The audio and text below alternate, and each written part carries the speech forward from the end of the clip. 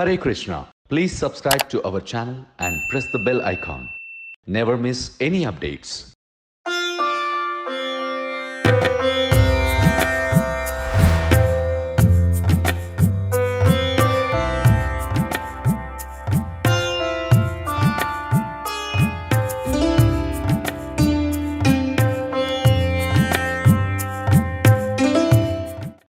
Hare Krishna.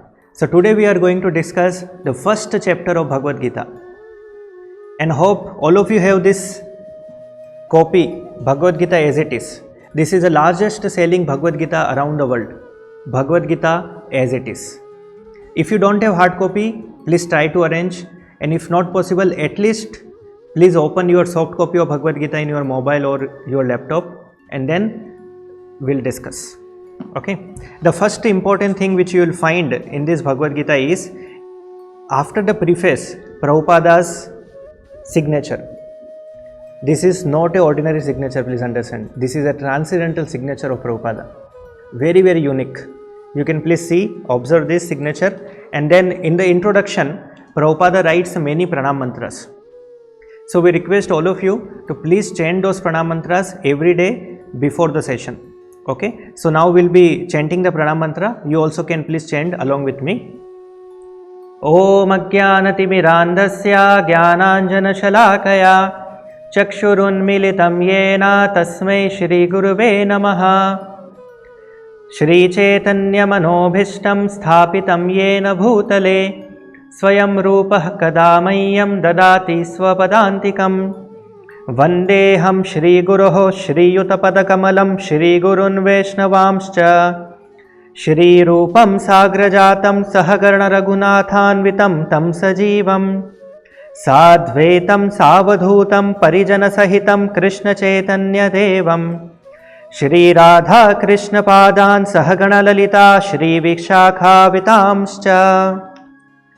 हे कृष्ण करुणा सिंधु दीनबंधु जगत्पते गोपेश गोपिका कांता राधा कांत नमोस्तुते तप्त कांचन गौरांगी राधे वृंदावनेश्वरी वृषभानुसुते देवी प्रणमामि हरिप्रिये वाञ्छाकल्पतरुभ्यश्च कृपा सिन्धुभ्य एव च पतितानां पावनेभ्यो वैष्णवेभ्यो नमो नमः। जय श्री कृष्ण चैतन्य प्रभु नित्यानंदा श्री अद्वैत गदाधर श्रीवासादि गौर भक्त वृंदा। हरे कृष्णा कृष्ण कृष्णा हरे हरे हरे रामा राम रामा हरे हरे। श्रीमद् भगवद गीता की जय। So I hope all of you already read the introduction and the preface, and then we'll be directly shifting to the first chapter of Bhagavad Gita. So here there are few important points to understand. Prabhupada has named the first chapter of Bhagavad Gita as observing the armies in the battlefield of Kurukshetra. If you go back to Vyasadeva's Bhagavad Gita, original Bhagavad Gita, in that Vyasadeva has also written the names of each chapter of Bhagavad Gita. He has already written. And every chapter name will end with the word yoga. Why yoga? Because Bhagavad Gita overall describes two principles. The first one is called as Yoga Shastra. The Bhagavad Gita describes about yoga. Yoga means linking ourselves with the Supreme. So the process of linking ourselves with the Supreme is called as yoga. So this is also called as Yoga Shastra. That's why each chapter name will end with the word yoga. And it is also called as Brahma Vidya. Brahma Vidya means the science of the self. So these are the two principles which are taught in Bhagavad Gita. Brahma Vidya and also the Yoga Shastra. Now, who all are the people observing the army? There are three personalities who are observing the armies in the battlefield of Kurukshetra. The first one is Sanjaya. Sanjaya is the secretary of Dhritarashtra. So he is observing the army. Second is Duryodhana observing the army. He is also observing the army. And the third personality is Arjuna observing the army. So in the first shloka itself, you will find Dhritarashtra, who is sitting in his palace in Hastinapura. He is asking a question. He is inquiring to to his secretary, Sanjaya. Dhritarashtra uvacha dharmashetre kurukshetre samaveta yuissavah mamakaha pandavascheva kima kurvata Sanjaya. Hey Sanjay, he is asking the question that what did my sons and the sons of Pandu do? Now this inquiry is very, very important. The Bhagavad Gita has started from an inquiry. You see, the inquiry done by Dhritarashtra and the whole Bhagavad Gita is actually started. So inquiries are very, very important. So in the whole course of Bhagavad Gita, you should always remember this thumb rule. What is the thumb rule? First one is submission. We should be submissive to understand this Bhagavad Gita. And the second important thumb rule is inquiries. So you should be submissive and also you should inquire properly. Then only we can actually understand the Bhagavad Gita. So Dhritarashtra, who is not only physically blind but also he is spiritually blind. So he is inquiring that what did my sons and the sons of Pandu do? Why he is inquiring like this? Because he knows that this Kshetra, this particular field of Kurukshetra is also a Dharma Kshetra. That's why he is mentioning the first word as Dharma Kshetra Kurukshetra. Why it is Dharma Kshetra? Because the Supreme Personality of Godhead Krishna himself is there in the battlefield. So it is Dharma Kshetra because Krishna is there, and also it is Dharma Kshetra because in the past the same Lord who has come in the form of Parshurama, the Shaktavesha Avatara Parshurama, has killed many Kshatriyas at the same land, Kurukshetra. So it is told that when Parshurama killed many Kshatriyas, it became 5 kundas, 5 ponds of blood.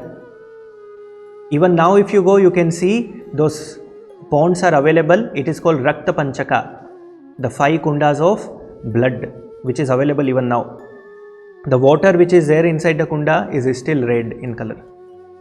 So that's why it is called as Dharma Kshetra, and this Dharma Kshetra is located at Kurukshetra. This Kurukshetra is actually called as Dharma Kshetra. So many people, they actually interpret Bhagavad Gita in a wrong way. They say this Kurukshetra is actually signifying our body. It's a symbolical. Bhagavad Gita, Kurukshetra, Arjuna, Krishna, Samvada, everything is symbolical. And what it actually represents, Kurukshetra represents our body. Krishna is super soul, Arjuna is soul, and then there is a fight happening between good and bad, and then Arjuna, who is soul, he is worrying, so then guidance is given. So like that, in a many different way, they actually misinterpret Bhagavad Gita, which is actually very wrong. We all have to go to an authorized version of Bhagavad Gita, which is Bhagavad Gita as it is. If you see in the last page of introduction, Prabhupada writes the disciplic succession, how this Bhagavad Gita is coming, how this knowledge is coming to our parampara, which is called as Brahma Madhva Gaudiya Vaishnava Sampradaya. So we all have to understand Bhagavad Gita as it is. Why Prabhupada named it as it is? The meaning of as it is means exactly what Krishna wanted to tell, same thing is given here. In other words, if I say, see, Bhagavad Gita is spoken by Krishna in Sanskrit. Just imagine, if Bhagavad Gita, Krishna had to speak in English, Krishna would have used the same expressions, the same language and the same words, sentences which Prabhupada has written in this book. That is the meaning of as it is. As it is what Krishna wanted to give to Arjuna. The first shloka itself explains the mentality of Dhritarashtra. Dhritarashtra, he has, in the first shloka itself, he has actually differentiated between his sons and the sons of Pandu. Although all are one family, all belongs to Kuru dynasty, but still he is saying my sons and the sons of Pandu, Kauravas and Pandavas. So he is differentiating. So this also explains the mentality of Dhritarashtra. So here we can see Sanjaya is explaining what all is happening in the battlefield of Kurukshetra. So first what happens is Duryodhana, he goes to Dronacharya, he started explaining about the position of his army. So he says, Pashyetam Panduputranam Acharyam Mahati Chamum Vyudham Drupadaputrena Tavashishyena Dhimata. This Duryodhana was very diplomatic person. Prabhupada writes in the purport, very diplomatic person. What he does is, sarcastically he is pointing out the mistake of Dronacharya. Why he is pointing out the mistake? What exactly happened? He is saying, Tava Shishyena. Who is your Shishya? Drupadaputrena. The son of Drupada is your one of the Shishya. So who is Drupadaputra? Drupadaputra is Drishtadhumna. The story is actually described in Mahabharata. This Dronacharya and Drupada studied in the same Gurukul. Just imagine a poor Brahmana, Dronacharya, and son of a king, Drupada, who was a prince, studied in the same Gurukul. They both became friends. No issue of racism, no issue of caste, no issue of color and creed.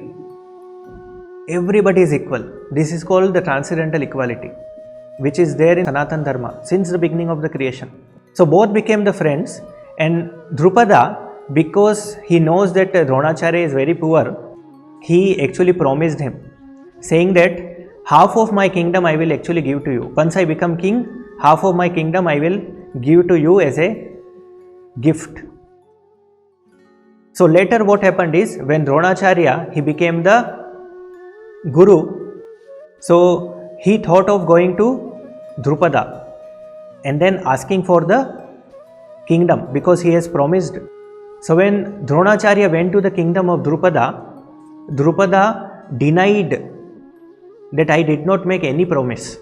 He denied giving the half of his land or kingdom to Dronacharya. Because of this reason, Dronacharya became very angry. And finally, when there was a time of Guru Dakshina, Dronacharya asked Arjuna to go to Drupada's kingdom, kidnap Drupada, bring him back to the kingdom of Hastinapura. So Arjuna went to the kingdom of Drupada. He fought with the army alone. Arjuna was so powerful. And then he brought back Drupada to the kingdom of Hastinapura in front of Dronacharya. And he was tied with the ropes. So because of this reason, Drupada became enemy of Dronacharya. So Drupada went back to his kingdom and he asked all the Brahmanas to conduct a yagna, to perform a sacrifice, so that he can get a son who can kill Dronacharya. See? So Brahmanas, they performed a yagna, and out of yagna, the Drishtadhumna was born, who is actually capable of killing Dronacharya. So Dronacharya knew very well this Drishtadhumna is going to kill him. Still he did not deny him to give education. So that's why Drishtadhumna, he became the disciple of Dronacharya, and then Dronacharya taught him all the arts of military, the military science, and then finally he was there against Kauravas, standing against Kauravas as a commander-in-chief of Pandava's army. So that's why sarcastically he is using that Tava Shishyena Dhimata, your pet disciple, your qualified disciple is actually there against us. Sarcastically he is mentioning. And then he is also mentioning the names of many kings, many Maharathis, those who are there at the side of Pandavas. And then finally he comes back to the side of Kauravas. He is observing his own army. Actually he is very fearful. Duryodhana, by seeing the army of Pandavas, he became very fearful. So just to cover up his fear, he is doing all those drama. So then in the 8th shloka, Duryodhana is explaining about his own army. So first he is glorifying Dronacharya himself. He is saying Bhavan, then he is saying Bhishma, then he is saying Karna. So like this many Maharathis he is mentioning, and ultimately all are actually connected to Dronacharya. So because he has sarcastically put a taunt on Dronacharya that you were Sishyena, Tava Sishyena Dhimata. Again he is specifying the things. So he is saying yourself is there with me, Bhishma Pitama is there, and also he is mentioning the name of Karna. Why he is mentioning the name of Karna? Although Karna is not present, because Karna already told, Bhishma Pitama already has taken a vow, if Karna is there, I will not be there. So there is a issue between Karna and Bhishma Pitama. So Karna, he was actually not present in the battlefield. Still he is taking the name of Karna just to explain that Karna is always with me. Although he is not in the battlefield, still he is taking his name. And then he is also taking the name of Ashwathama. Ashwathama is the son of Dronacharya. So he is glorifying the son of Dronacharya, so that Dronacharya becomes little pleased. He is also taking the name of Kripacharya. Kripacharya is also a relative of Dronacharya. Then he is also taking the name of Vikarna. Why is taking the name of Vikarna? Vikarna is not at all a very important warrior there. He is not even a Maharathi. He is not a very, very important warrior. But why he is taking the name of Vikarna? Because Vikarna was the one who objected at the time of Draupadi's Chirharan. So Vikarna is actually brother of Duryodhana, one of the 100 Kauravas. But still he objected at the time of Draupadi's Chirharan. So he is mentioning his name to explain that even Vikarna, who objected us, is also with us. That's why he is mentioning the name of Vikarna. Then Duryodhana, he is making one more comparison. He is saying the strength of our army is unlimited. Why unlimited? Because it is properly protected by Bhishma Pitamaha.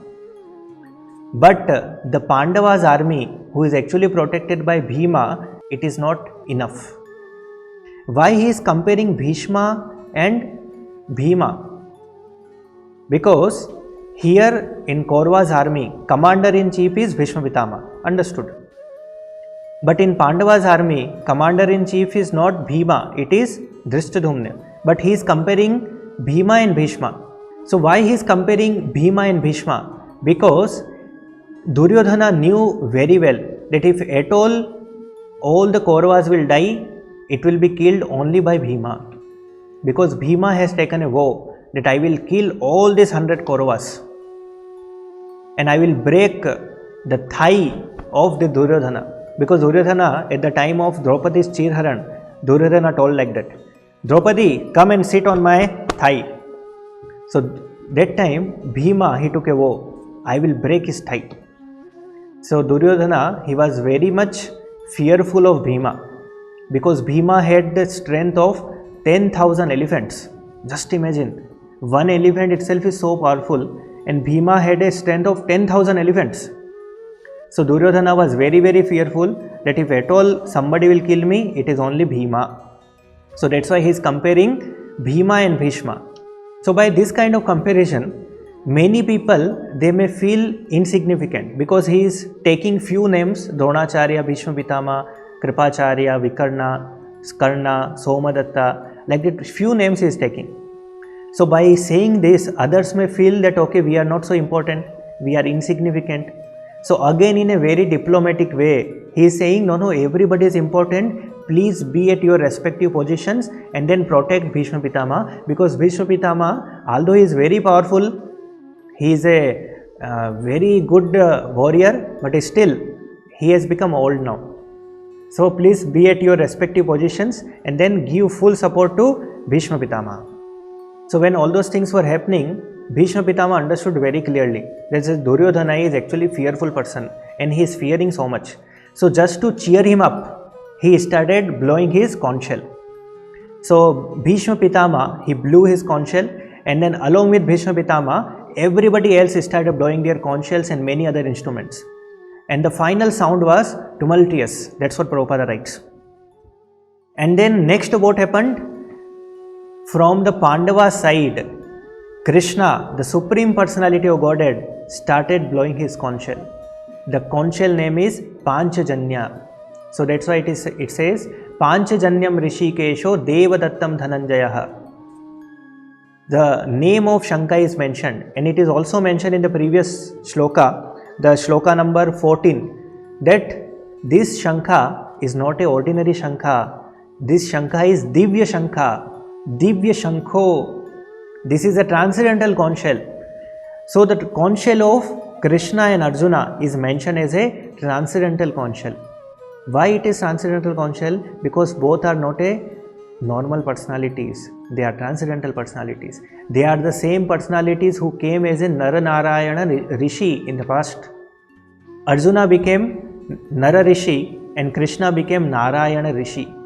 So both the personalities have again come in the form of Krishna and Arjuna. So their conch shells are transcendental. And what is the name of their conch shell? The Panchajanya is the name of Krishna's conch shell, and Devadatta is the name of Arjuna's conch shell.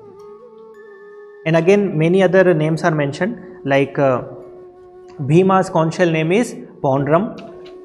And if you go to 16th shloka, Ananta Vijayam Raja. Raja means Yudhishthir Maharaj. His conch shell name is Ananta Vijaya.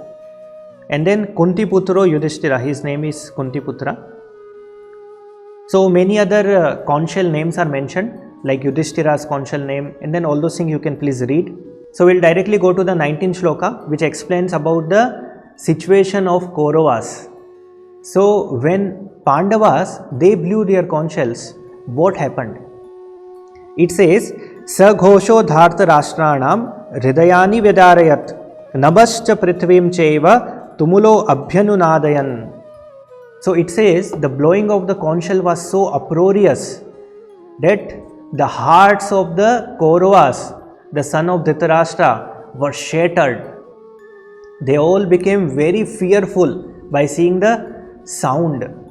So they all became very fearful just by listening the sound of the conch shells.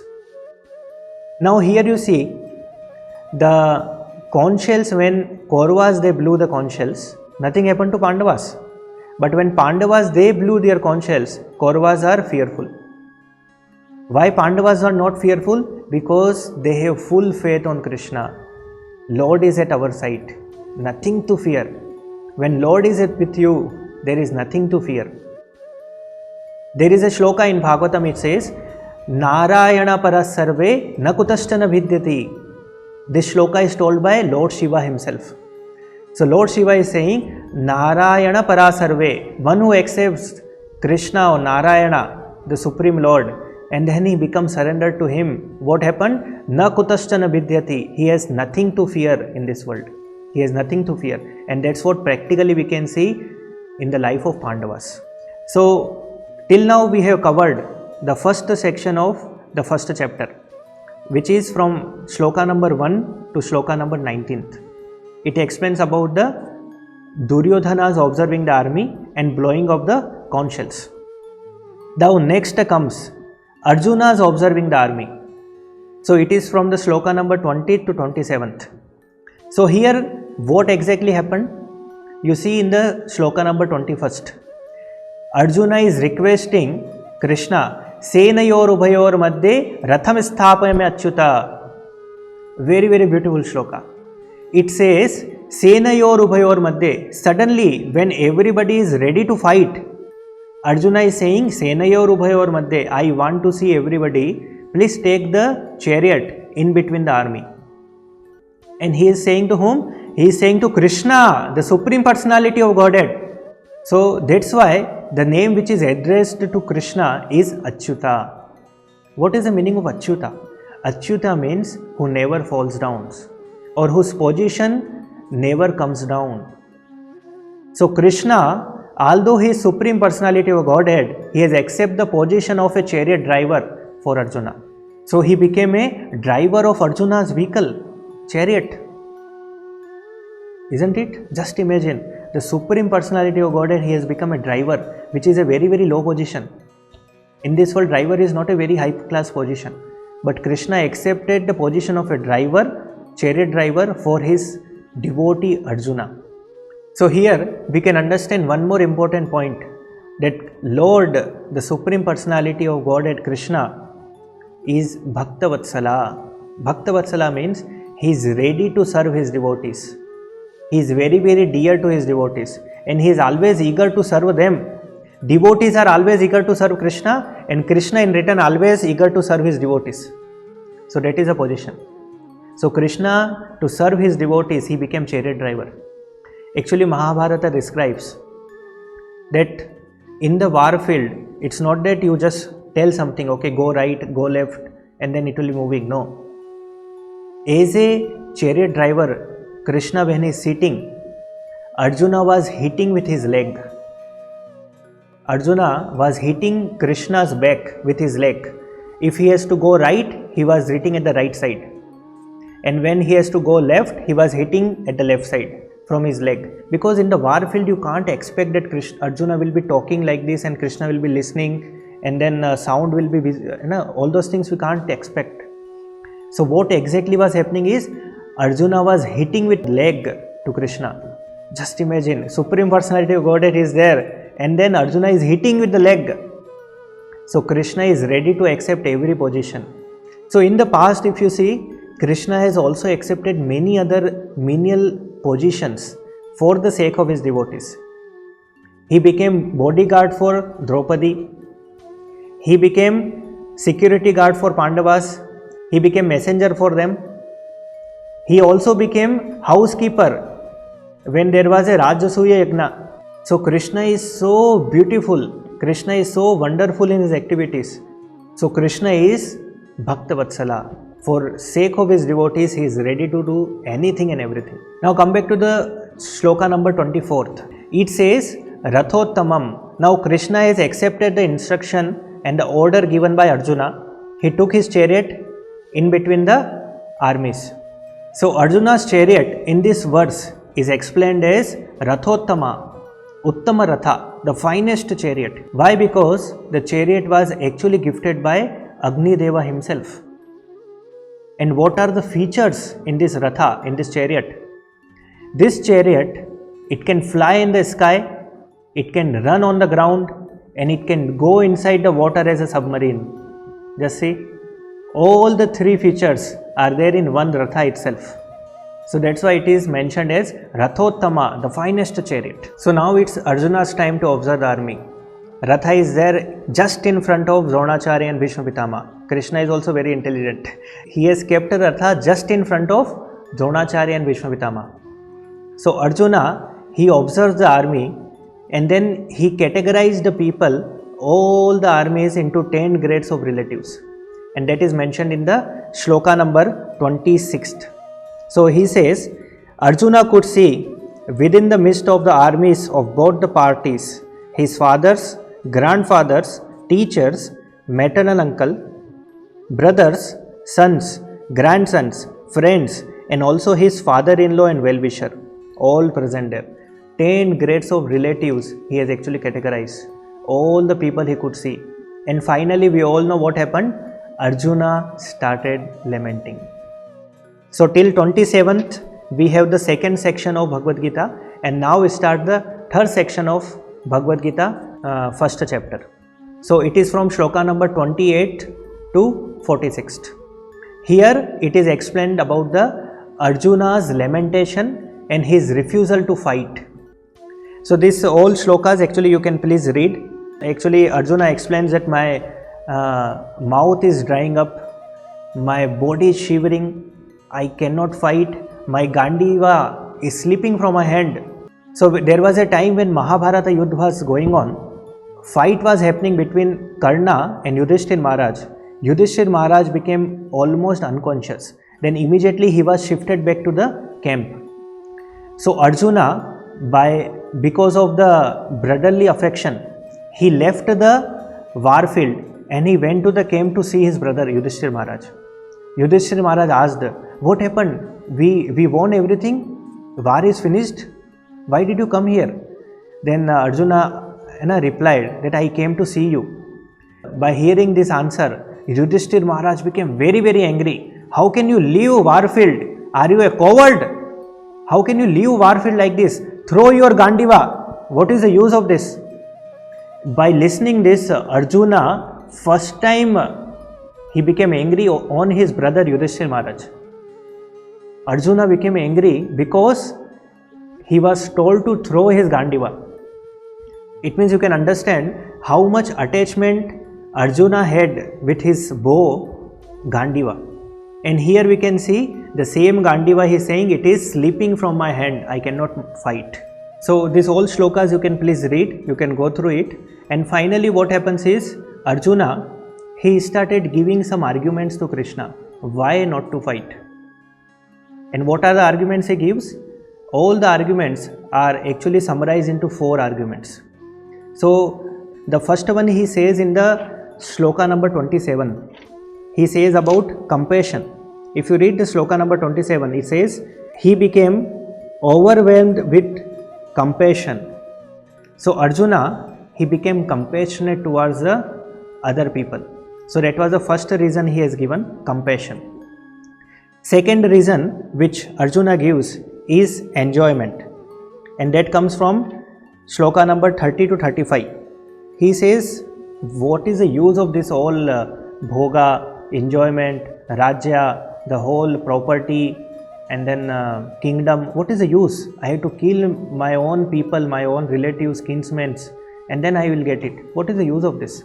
So that was the second reason he gives. So the third reason which Arjuna gives is regarding sinful reactions. That comes under shloka number 36, 34, etc. And the final one, he tells about the destruction of dynasty. If we kill all these people, dynasty will get destroyed. The Kuru dynasty will get destroyed. So that was the final reason he gives in the shloka number 37 to 43. Okay. So one important point here we can see in the shloka number 36. Arjuna is addressing Krishna as a Syama Madhava. He is addressing Krishna as a Madhava. What is the meaning of Madhava? Madhava means the husband of the goddess of fortune, Lakshmi. So Krishna is addressed here as Lakshmipati, the husband of the goddess of fortune. So the different names mentioned in different shlokas are very significant. So here Arjuna is actually trying to say that you are the husband of the goddess of fortune, Lakshmipati. Why are you bringing misfortune in my life? Abhagya. Why are you bringing abhagya in my life?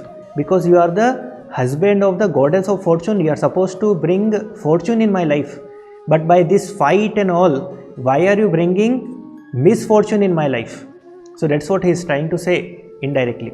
So finally, you will see in the shloka number 46, where Arjuna refused to fight, he kept his bow and arrow aside and sat down on the chariot. So the last, not the least, Prabhupada writes at the end of every chapter this particular sentence. He says, thus end the Bhaktivedanta purports to the first chapter of the Srimad Bhagavad Gita in the matter of observing the armies on the battlefield of Kurukshetra. It's not that this is written by Prabhupada, actually it is written by Vyasadeva himself. After the end of every chapter, Vyasadeva has written the same lines in Sanskrit. So Vyasadeva writes, Iti Prathama Adhyayaha Arjuna Nishada Yoga Brahma Vidyayam Yoga Shastre Sampurnam. That's why in beginning of my talk I explained that this is a Yoga Shastra and this is also explaining about Brahma Vidya. So that's why Prabhupada also uses the same words and he gives a commentary on Bhagavad Gita. So again we'll meet tomorrow for the second chapter. So I request all of you at least read the translation of the second chapter and then listen the lecture tomorrow. Okay? Thank you. Hare Krishna.